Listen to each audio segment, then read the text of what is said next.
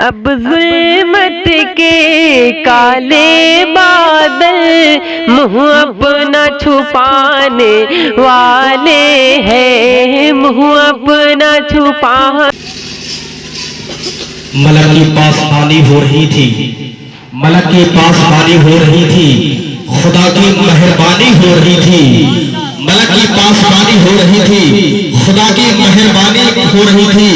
یقیناً یہ شہر ہوگا، یقیناً یہ شہر ہوگا سنی کا، جہاں پہ نعت خوانی ہو رہی تھی، جہاں پہ نعت خوانی ہو رہی تھی۔ بارگاہ غریب نواز میں ساجد پیش کرتے ہوئے میں 4 مصرع پہنچا رہا ہوں، آپ رات میں سبحان اللہ۔ حضور جی خواجہ نے غریبوں کی، خواجہ نے غریبوں کی قسمت کو سجا ڈالا، نانا کا مدینہ بھی اجمیر بنا ڈالا۔ خواجہ نے بھی غریبوں کی قسمت کو سجا ڈالا، نانا کا مدینہ بھی اجمیر بنا ڈالا۔ جنت شہر دلانے پارٹی جو مریدوں کو، جنت شہر دلانے پارٹی جو مریدوں کو، خواجہ نے بھی جنت کا دروازہ بنا ڈالا، خواجہ نے بھی جنت کا دروازہ بنا ڈالا۔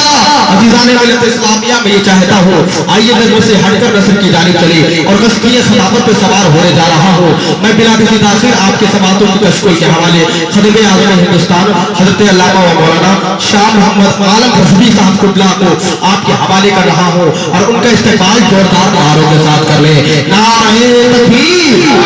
پورا مجمع ایک میری آواز بلائے تاکہ پتہ چلے کہ آپ لوگ نبی کے نام کا جلسہ بنا کر بیٹھے ہیں کہ حقیقت روبرو ہو تو اداکاری نہیں چلتی، حقیقت روبرو ہو تو اداکاری نہیں چلتی، خدا کے سامنے بندوں کی مکاری نہیں چلتی، خدا کے سامنے بندوں کی مکاری نہیں چلتی۔ تمہارا تقویٰ صرف تمہاری زندگی تک ہے، اس قبر کے اندر کسی کی ذمہ نہیں چلتی، قبر کے اندر کسی کی ذمہ نہیں چلتی۔ دل سے جڑا رہے تکبیر لگا دیتا ہے، آدمی کا ہے پہاڑوں کو ہلا دیتا ہے۔ نعرہ تکبیر!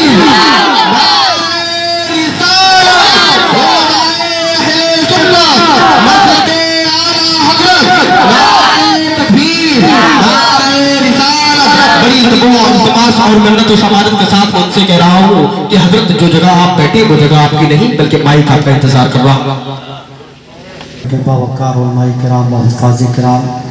عزیزان ملت اسلامیہ، پردہ نشین خواتین امت، السلام علیکم ورحمۃ اللہ وبرکاتہ۔ الحمدللہ الذی ابدع الافلاک والارضین، والصلاة علی من کان نبی وآدم بین الماء والطین، وعلی آلہ وصحابہ اجمعین،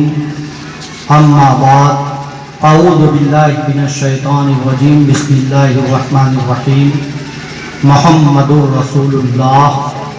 صدق اللہ مولانا العظیم و صدق رسولہ النبی الامین الکریم،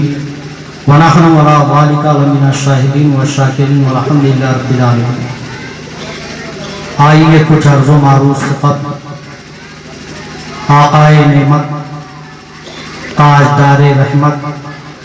بے کسوں کا کس، بے سہاروں کا سہارا، یتیموں کا والی، شافع محشر، ہم سب کا پیغمبر، آؤ اسی رسول ہاشمی کی بارگاہ میں، کیونکہ آپ کے اور ہمارے مذہب اور عقیدے میں نبی پر درود پڑھنا ثواب ہے، تو بارگاہ رسالت میں ایک مرتبہ درود پاک پڑھنے باواز بلند، اللہم صلی علی سیدنا شفیعنا مولانا۔ اس دنیا گیتی پر 1 لاکھ یا 2 لاکھ کم و بیش 24,000 کم و بیش پیغمبر اس دنیا گیتی پر تشریف لائے، مگر سب سے پہلے میرے نبی کے نور کو پیدا کیا گیا، کیونکہ حدیث قدسی ہے، اول ما خلق اللہ نوری، سرکار خود فرماتے ہیں سب سے پہلے میرے نور کو پیدا کیا گیا۔ تو اگر سب سے پہلے نبی کے نور کو پیدا کیا گیا تو نبی کا نور تھا کہاں؟ تو نبی کا نور قرب خاص میں تھا، تو نبی کے نور سے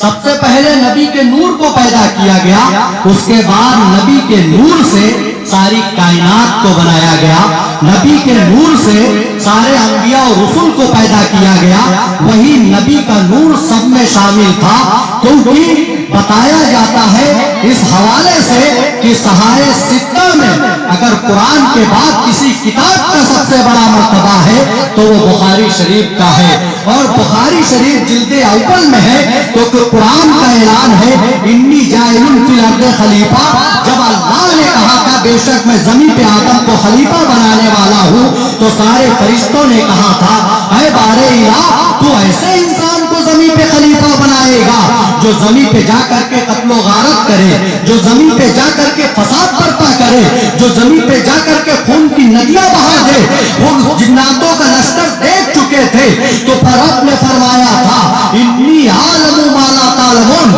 بے شک جو میں جانتا ہوں وہ تم نہیں جانتے۔ فرشتے اسی جگہ طواف کرنا شروع کر دیتے ہیں، اسی کے ہو بہو خانہ کعبہ کی تعمیر کر دی جاتی ہے۔ آپ واقعہ بتانا مقصد نہیں ہے، آیت قرآنی کو بھی بتانا مقصد نہیں ہے، بتانا یہ مقصد ہے کہ آدم کے پتلے کو تیار کیا گیا، اور جب روح سے کہا گیا کہ اس پتلے میں داخل ہو جا، روح داخل ہوتی ہے اور گھبرا کر باہر آ جاتی ہے۔ پروردگار عالم پوچھتا ہے اے روح تو واپس کیوں آ گئی؟ رب روح کہتی ہے اندر کافی تاریکی ہے، اندر کافی بے چینی ہے، اندر کافی اندھیرا ہے، میں اس میں نہیں رہ سکتی۔ تو پروردگار عالم نے سید الملائکہ سے کہا، جسے آپ حضرت جبریل کے نام سے جانتے ہیں، اور رب فرماتا ہے جاؤ میرے نام کے ساتھ جنت کے دروازے پہ ایک نام جڑا ہوا ہے، اس نام کے نور کو لے کر آؤ اور پیشانی آدم سے سٹا دو۔ اس نام کے نور کو لایا جاتا ہے اور پیشانی آدم سے سٹا دیا جاتا ہے۔ جیسے ہی سٹایا جاتا ہے، اب جو ہے روح سے کہا جاتا ہے تو اندر داخل ہو جا، روح اندر داخل ہو جاتی ہے۔ رب فرماتا ہے اے روح اب تجھے کیسا محسوس ہو رہا ہے؟ کیونکہ قرآن ارشاد فرماتا ہے یسألونک عن الروح، اے محبوب لوگ آپ سے پوچھتے ہیں روح کے بارے میں، قل هو امر ربی، اے محبوب فرما دو وہ میرے رب کا حکم ہے۔ رب روح جو تھا، روح جو تھی وہ میرے رب کا حکم تھی۔ روح سے پوچھا جاتا ہے تجھے کیسا محسوس ہو رہا ہے؟ روح کہتی ہے اندر اجالا ہی اجالا ہے، اندر نور ہی نور ہے، اندر جو ہے کوئی الجھن محسوس نہیں ہو رہی ہے۔ کہنے کا مقصد یہ ہے کہ جو اللہ کے نام کے ساتھ جنت کے دروازے پہ ایک نام جڑا ہوا تھا، جس کے نور کو پیشانی آدم سے ستایا گیا، وہ کسی اور کا نام نہیں تھا بلکہ میرے آقا محمد الرسول اللہ کا نام تھا، اور اسی کے نور کو جو ہے پیشانی آدم سے ستایا گیا۔ پتہ یہ چلا کہ آدم کا بھی مجسمہ تیار نہیں تھا، پھر بھی وہ نبی کا نور جو ہے اور نبی کا نام تھا۔ آدم کا خاکہ تیار نہیں تھا، پھر بھی وہ نبی کا نور پہلے موجود تھا۔ ابھی آدم کا پتلا تیار نہیں تھا، پھر بھی وہ نبی کا نور تھا۔ ذرا سوچو ایک لمحے کے لیے، میرے نبی کا نور بھی اوپر تھا، لیکن جب جسم لباس بشریت میں اسی نبی کو پیدا فرمانا چاہا، اتنا سلسلہ تھا کہ آدم سے لے کر کے حضرت عیسیٰ تک 1 لاکھ یا 2 لاکھ کم و بیش 24,000 پیغمبر اس دنیا کی پر آئے، مگر آدم جو آئے تھے صرف وہ نبی کا نور لے کر آئے تھے اللہ کی وحدانیت کو بتانے کے لیے۔ حضرت عیسیٰ اس دنیا کی پر آئے، مگر اس نبی کا نور اس میں شامل تھا اللہ کی وحدانیت کو بتانے کے لیے۔ حضرت زکریا اس دنیا کی پر آئے صرف یہ بتانے کے لیے کہ اللہ کیا ہے۔ حضرت جو ہے حضرت یونس آئے اس دنیا کی پر یہ بتانے کے لیے کہ اللہ کیا ہے۔ ذرا سوچو، حضرت ابراہیم آ رہے ہیں مگر نبی کا نور شامل ہے، حضرت اسماعیل آ رہے ہیں مگر نبی کا نور شامل ہے، حضرت موسیٰ آ رہے ہیں مگر نبی کا نور شامل ہے، حضرت عیسیٰ آ رہے ہیں مگر نبی کا نور شامل ہے۔ جب پیغمبر اعظم کو پیدا کرنا چاہا، اس دنیا کی پر بھیجنا چاہا، تو پروردگار عالم نے حقیقی لبادے میں پیغمبر آخر الزمان کو بھیج کر کے دنیا والوں کو بتا دیا کہ یہ نور اول بھی تھا اور اس کے بعد اب کوئی نبی نہیں آئے گا۔ مطلب یہ کہ یہ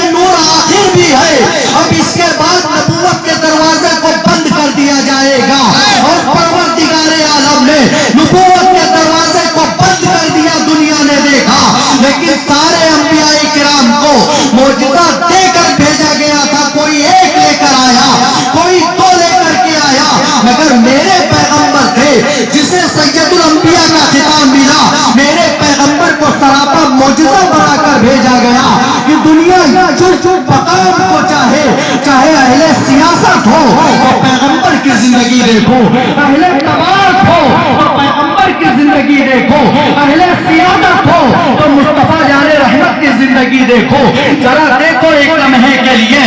دنیا نے دیکھا اور دنیا نے دیکھا کہ اگر تم قیدی ہو تو شیخ ابی طالب کے قیدی پہ نظر دوڑاؤ، اگر تم کسی کے باپ ہو تو حضرت ابراہیم کے والد گرامی پہ نظر دوڑاؤ، اگر تم کسی کے نانا ہو تو حسن حسین کے نانا کے کیریکٹر کو دیکھو، اگر تم کسی بیٹی کے باپ ہو تو حضرت فاطمہ کی والد گرامی پہ نظر دوڑاؤ، اگر تم کسی قبیلے کے سردار ہو تو فاتح مکہ کے سردار پہ نظر دوڑا لو، تمہیں زندگی جینے کا سلیقہ آ جائے گا، تمہیں زندگی جینے کا طریقہ آ جائے گا۔ اور مصطفیٰ جان رحمت نے لوگوں کو زندگی جینے کا سلیقہ بتایا۔ محمد رسول اللہ، محمد صلی اللہ علیہ وسلم اللہ کے رسول ہیں۔ ذرا سوچو ایک لمحے کے لیے، وہ پیغمبر اس دنیا گیتی پر آیا، اور پیغمبر اگر نہ آیا ہوگا تو پیغمبر کے آنے سے پہلے علماء کرام کتابوں کو ملاحظہ کرتے ہیں،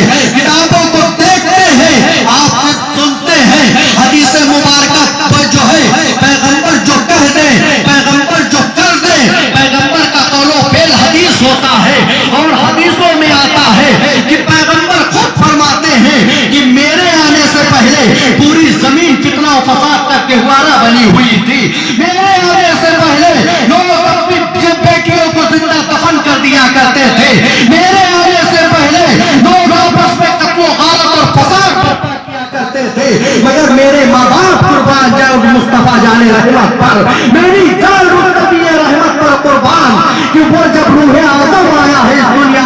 کی پر، جب لوگوں کو غلام بنا رہے تھے تو اسی روح آدم کی دین ہے، اسی مصطفیٰ جان رحمت کی دین ہے کہ اسی مصطفیٰ نے فرمایا کہ اب کوئی انسان کسی انسان کو غلام نہیں رہ سکتا، کیونکہ اللہ نے ہر انسان کو جو ہے آزاد پیدا کیا ہے، اللہ نے ہر انسان کو آزاد پیدا کیا ہے، کسی کی غلامی کے لیے پیدا نہیں کیا۔ وہی مصطفیٰ جان رحمت کی دین ہے۔ آج دنیا کہتی ہے بیٹی پڑھاؤ اور بیٹی بچاؤ، ذرا دیکھو جب زندہ بیٹیاں قتل کی جا رہی تھی تب کہاں تھے لوگ، لیکن مصطفیٰ کے آنگن میں جیسے ہی حضرت فاطمہ جیسے بیٹی نے پرورش پانا شروع کیا، بیٹیوں کو زندگی مل گئی، بیٹیوں کو جینے کا سلیقہ مل گیا۔ اور ذرا دیکھو، اور بتایا جاتا ہے کہ حضرت فاطمہ کا علم ایسا علم تھا، جب عبداللہ ابن مسعود یا حضرت عبداللہ ابن زبیر کو کوئی مسئلہ نہیں سمجھ میں آتا تھا تو حضرت فاطمہ سے مسئلہ حل کراتی تھی۔ اس وقت مکے کی وادی میں جب کسی عورت کو کوئی مسئلہ درپیش آتا تھا تو حضرت فاطمہ سے حل کراتی تھی۔ تو چہرہ کس کے سر جائے گا؟ اسی مصطفیٰ جان رحمت کے سر جائے گا کہ مصطفیٰ نے بیٹیوں کو بچایا بھی اور بیٹیوں کو پڑھایا بھی۔ آج دنیا کہتی ہے اسکالرشپ دی جائے، وظیفہ قائم کیا جائے، اس کے بعد جو ہے دنیا جو ہے ترقی پذیر ہو جائے گی۔ تم آج بتا رہے ہو اسکالرشپ کے بارے میں، اسی پیغمبر نے سب سے پہلے کہا تھا کہ اے صحابی رسول، بیت المال پر غریب لوگوں کے لیے وظائف قائم کرو تاکہ ان کے گھر کا خرچہ چل سکے، ان کے بچے تعلیم حاصل کر سکے۔ آج تم بتا رہے ہو 1463 سال پہلے اس مصطفیٰ جان رحمت نے آ کر کے اس دنیا گیتی پر لوگوں کو جینے کا سلیقہ بتا دیا، لوگوں کو جینے کا طریقہ بتا دیا، مگر ہم کتنے ناکارہ ہیں، ہم کتنے بدکار ہیں، ہم کتنے جو ہے ہم کتنے ناقص اور ناکارہ ہیں کہ اس پیغمبر اعظم کی امت میں رہ کر کے اس پیغمبر اعظم کی نافرمانی دن بھر کرتے رہتے ہیں۔